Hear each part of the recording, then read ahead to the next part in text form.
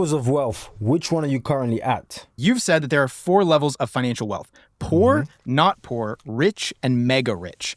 While not poor is better than being poor, mega rich is actually worse than being rich. Why is being ultra wealthy worse than being wealthy? This might be my most controversial take on money. Basically, what I'm saying is that being mega rich is wildly overrated. And yet, probably all of the listeners are going to say, like, that's my goal, right? You're like trying to go make $100 million. Like, I want to go be mega rich. I spent time as I was researching over the last 3 years with thousands of people all across the financial spectrum. People like just scraping by on through some of the world's foremost mega billionaires. And my basic premise here is that there are 4 levels to this game. There is poor. You're scraping by, you're poor. Walk us through actual numbers. If someone's listening right now, how much money do you have to have? It depends where you live, but let's just say like you're not able to fund basic needs. Like I'm talking like broke. You're struggling like paycheck to paycheck, really struggling to pay for, food, shelter, basic needs, security. Like if you're talking Maslow's hierarchy of needs, you're at the bottom of that. You're struggling to get by. Not poor is once you've broken out of that. Like you can pay for all of those basic things and you're starting to have small levels of basic pleasures. Like maybe you can go on a vacation a year. You sort of like can start to afford some basic experiences. You can go out to eat with your family. And there's a huge leap in your well-being from being poor to being not poor. Like that is an enormous leap forward for anyone. Doesn't matter, what your standard was before. It's an enormous leap. Being rich is sort of the next leap from being not poor. And that is like all of your sort of simple pleasures in life are affordable. You've taken care of all of the money problems. Like you no longer have random money stresses. If you're talking like, New York City, that's probably like $10 million of liquid net worth is like the top end of being rich. Anything from like $1 million through $10 million of net worth in probably a major city is like you're rich. You can afford to live where you want. You can go on, you can travel whenever you want. You can afford to eat out. You're not worried about all of that. The problem is people get to that level. They've solved all of their money problems, and yet they keep striving for this bigger number to try to go be mega rich. But can't you argue that's what got them rich to begin with? And my whole point here is that once you are mega rich, there's all sorts of money-created problems that pop up. Meaning like things that only happen when you have an enormous amount of money. So like your identity starts to have issues because you're all super tied up in this like whole world of money. You have issues with children, and raising well-adjusted kids becomes an enormous problem when you have a ton of money.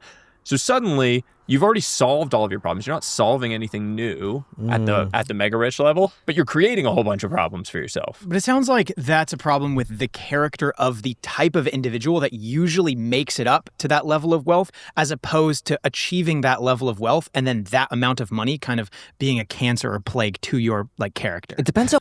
Good thing that Jack just mentioned there, but I would say money is just an amplifier. So it's just bringing out who you've always been times a billion. So it's just amplifying who you are.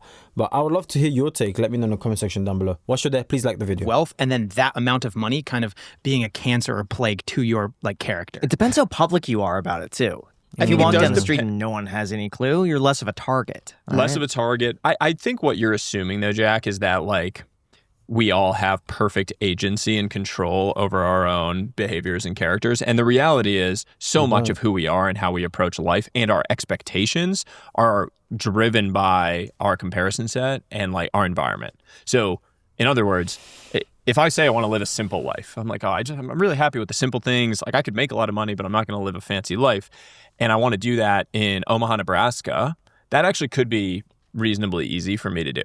But if I want to do that same thing living in New York City, it's going to be very uncomfortable and very difficult because my comparison set is all these fancy, really rich people around me who measure their, self-worth on the basis of where they vacation and how much their kids' private school tuition is. If that's my comparison set, suddenly like it's mimetic, right? Humans are pretty mimetic in the way that we approach life. And so I think it is a trap that the vast majority of people fall into, that you become and you chase this idea of being mega rich, not realizing that it's actually going to create a whole bunch of problems. If it's a byproduct of just taking action, like, you're chasing your purpose, trying to go and build something, I get it. But when you're chasing it as the end, it leads to a whole bunch of issues. So how do you escape the trap then?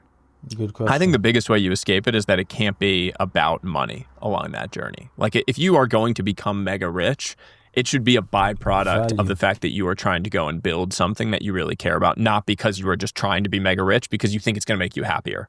So you as an investment banker, I feel like that's kind of, I mean, you don't do that because you're super passionate, generally speaking, about like buying up small businesses and this and that. You do it because you want to become rich. Mega rich. Mega rich. So how does that like cognitive dissonance apply in your life if you wanted that, but now you're saying this? Well, I think there's a lot of really miserable investment bankers who've made a whole lot of money and get to the top and are like, oh, I actually, I would call it a Pyrrhic victory. It's like a victory that might as well be a defeat. Like you win the battle, you make a whole bunch of money, you think this is going to be the thing that makes you super happy and content and fulfilled, and then you wake up one day and you have 4 divorces and 5 kids that won't talk to you. You're like, oh shit, I won the game, but I lost the much bigger picture war of trying to build this life.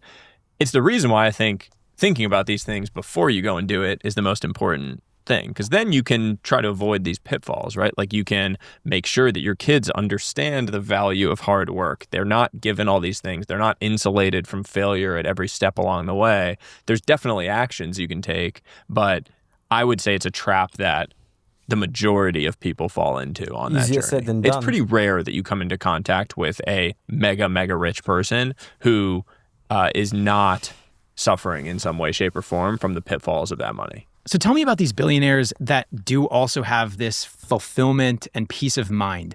What makes them different than most billionaires that are a slave to working hard and making a lot of money?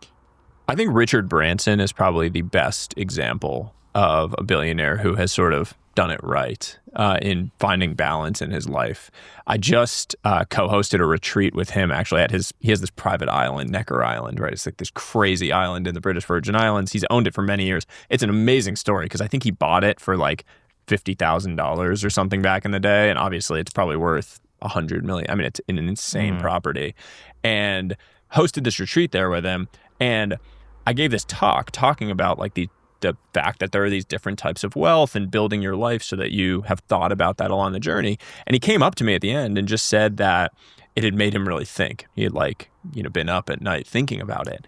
And my reaction was like, you've kind of lived by this without knowing. Like you didn't have a name for it, but you've lived by it. Like the guy on his journey to building this thing that has made him billions and billions of dollars has managed to, at age 75, be in extraordinary shape. He's got his whole family there with him. His kids are super well adjusted, like really kind, loving souls.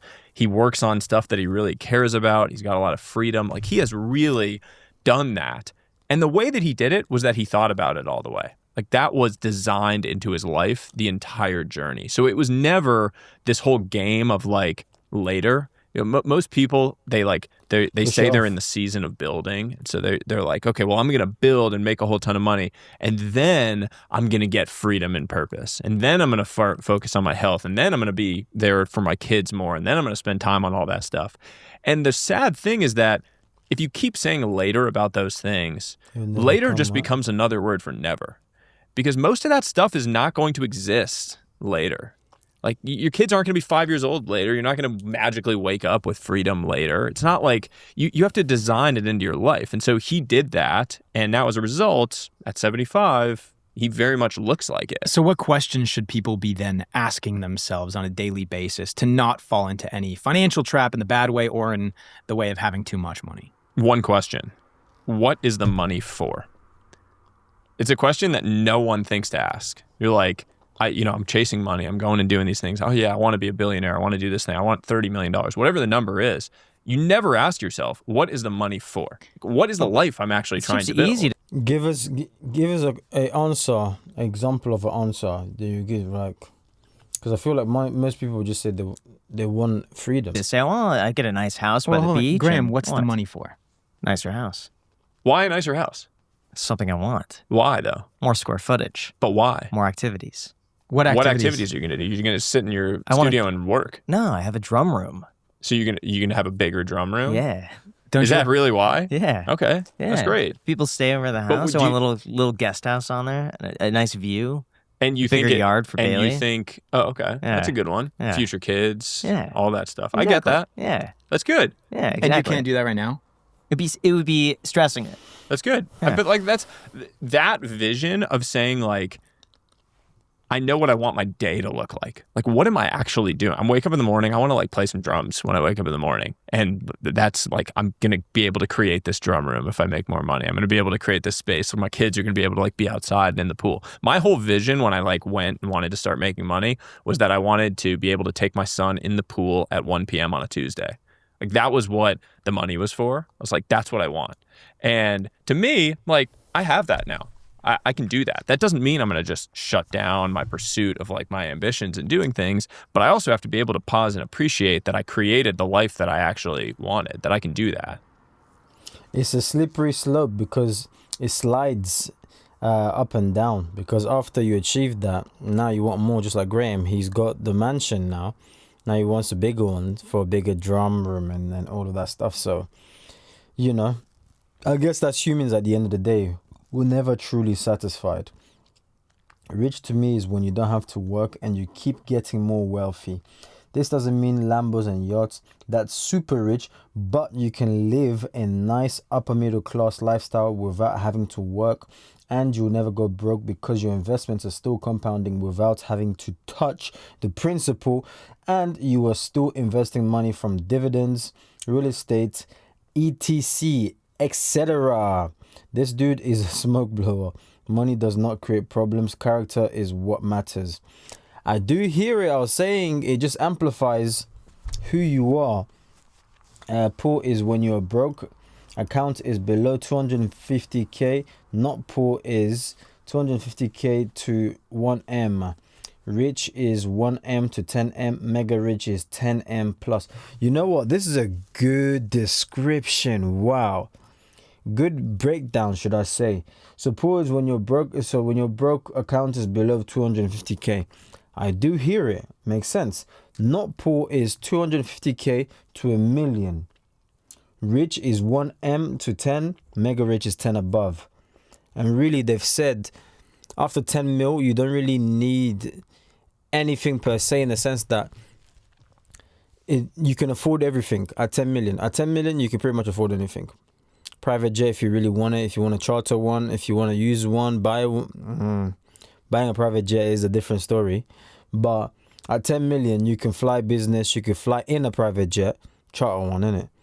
But yeah, apart from that, I mean, what else is there? 2% of the population on America has an individual liquid net worth of $1 million. Focus on that, and then, okay, cool.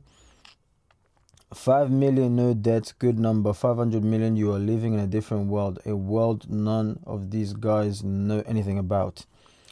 These are really good comments, man. Let me know your thoughts in the comment section down below. What do you think? Where are you currently at your money journey? Are you saving your investments? Are you struggling? And whilst you're there, please like the video. I'll catch you guys on the next one. God bless.